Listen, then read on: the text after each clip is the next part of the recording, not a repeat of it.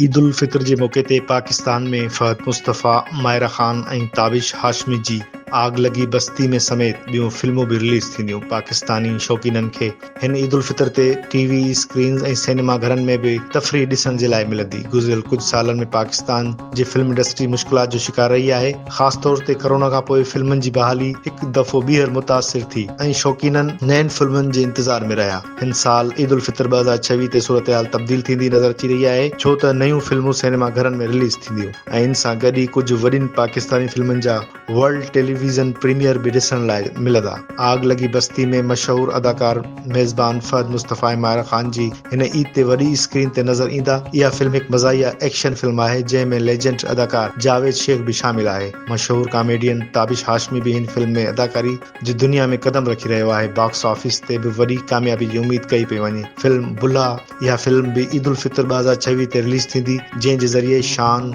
शाहिद silver screen ते वापसी करे रहिया आहिनि। इन फिल्म में हू हिकु अहिड़े किरदार में नज़र ईंदो जेको मज़लूमनि खे इंसाफ़ ॾियारण जे लाइ जदोजहद कंदो आहे। फिल्म दहली गेट्स इहा भी हिकु वॾी पाकिस्तानी फिल्म आहे जेका हिन ईद ते सिनेमा घरनि जी ज़ीनत बणिजंदी, जंहिंमें जावेद शेख, शमौन अब्बासी, यासिर ख़ान ऐं रूमा माइकल समेत ॿिया अदाकार पिणु शामिल आहिनि। टीवी ते प्रीमियर थींदड़ वॾियुनि फिल्मुनि लव गुरु मायरा ख़ान ऐं हुमायूं सईद जी फिल्म गुज़िरियल साल ईद ते रिलीज़ थी हुई। हाणे इन जो प्रीमियर ईद उल फितर जे मौके ते थींदो। इहा हिकु मज़ाहिया फिल्म आहे जंहिंखे ॾिसंदड़ फैमिली सां गॾु वेही इंजॉय कंदा। फिल्म नीलोफर इन फिल्म जे ज़रिए फवाद ख़ान वॾी पर्दे ते वापसी कई आहे। ॾिठो वञे त इहा फिल्म बॉक्स ऑफिस ते वॾी कामयाबी न माणी सघी हुई, पर हाणे ॾिसण इन खे टीवी ते ॾिसंदा। इहा फिल्म फवाद ख़ान ऐं मायरा ख़ान जे मदाहनि लाइ ख़ासि तोहफ़ो हूंदी। Film the legend of Maula Jatt इहा पाकिस्तान जी सभिनी खां वधीक कमाई कंदड़ फिल्म आहे, जंहिंमें फवाद ख़ान, हमज़ा अली अब्बासी, मायरा ख़ान ऐं हुमायूं मलिक अदाकारी जा जौहर ॾेखारींदा। इन फिल्म जो ईद उल फितर ते वर्ल्ड